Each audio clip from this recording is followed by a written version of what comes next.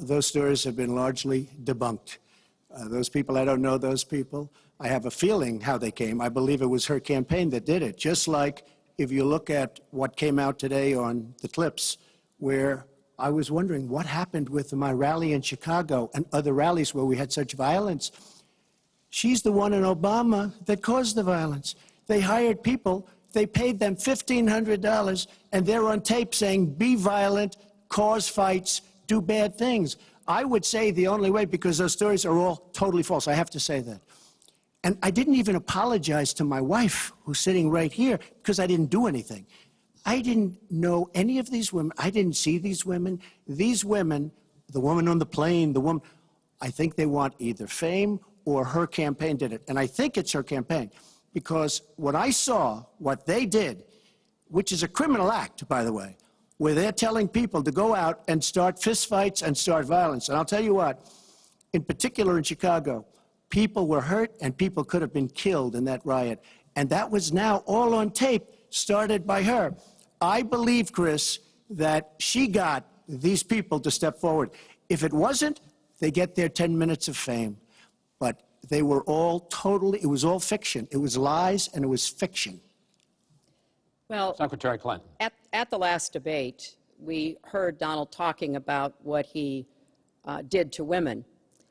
And after that, a number of women have come forward saying that's exactly what he did to them. Now, what was his response? Well, he held a number of big rallies where he said that he could not possibly have done those things to those women because they were not attractive enough for them to be assaulted. I did not say that. In fact, he went on to say... Her two minutes, sir, her 2 minutes. But did not say that. It's her 2 minutes.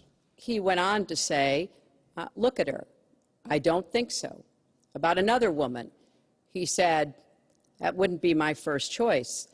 He attacked the woman reporter writing the story, called her disgusting, as he has called a number of women during this campaign.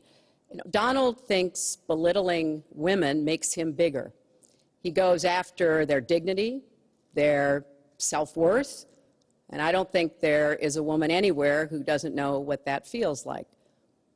So we now know what Donald thinks and what he says and how he acts toward women. That's who Donald is.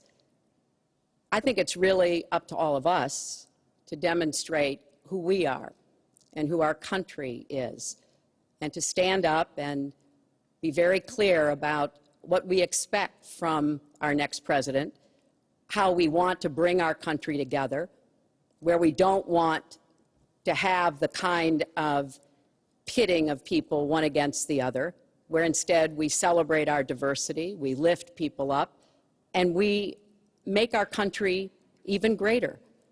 America is great because America is good. And it really is up to all of us to make that true now and in the future, and particularly for our children and our grandchildren.